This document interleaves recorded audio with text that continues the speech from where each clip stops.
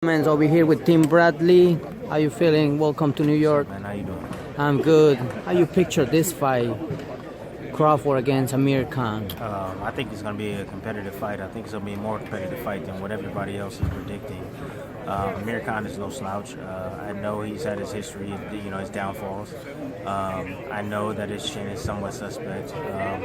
But Khan is one of those guys that, kind of rise to the occasion. He always fights on the best guys in the world. And like I told you before, he passed on a $10 million plus opportunity to fight Kell Brook, to fight against the number one pound fighter in the game. So, it speaks volumes for Khan. And, Amir Khan's skill set is, he's a one-trick pony, honestly. I'm not going to lie. Like, his speed is phenomenal. It's faster than anybody. One of the fastest hands in boxing. He has susceptible punching power, so people can't really gauge it, and he throws it with combinations behind it. Footwork is okay. You know what I mean? I think that him working with Verge probably, got his footwork a lot better. Maybe possibly, got a little bit more understanding of distance, because that's his biggest problem. I don't think Khan really understands distance. You don't need to be this close and throwing straight combinations like this. You need to be throwing short hooks, uppercuts when you're getting close, when you're closing that gap in the range. And when he throws straight, he's leaving himself wide open to be timed with punches over the top, or leave left hook or right hook. I think it's going to be a good fight. I think Terence Crawford's going to impose his will later in the fight once he understands that Khan doesn't fight that well going backwards.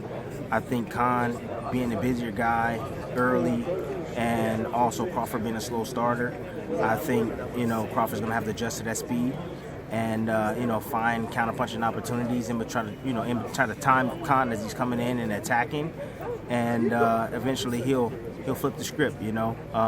There's so many different elements that you'll get from Bud Crawford. Crawford switch southpaw, he'll go right-handed on you. I'm curious to see which way he's going to go, with Khan. But like I said, I just think he's going to impose, at the end of the day, I think he's going to impose his will. He's going to figure out that Khan doesn't fight that well moving backwards and doesn't take pressure well. And if Khan sits there, he's going to get beat up. So I think it's going to be a really good fight early on.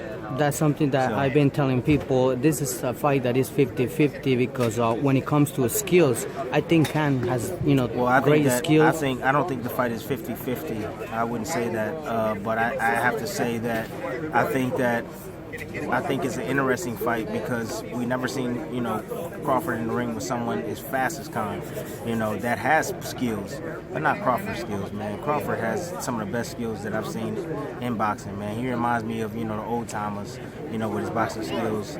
When you got guys like Cornell Whitaker, you got guys like Sugar Ray Leonard, all these guys with skills, Hagler, just to name a few, even Mayweather, kind of reminds me of him. Sugar Shane Mosley with the punching power and the speed behind it, the IQ of a Mayweather, the IQ of a Sugar Ray Robinson, like Terence Crawford is one of those guys, dude, that you only come across, we come across one of them in a century, and he's that guy, I believe. Hey, that's a great fight.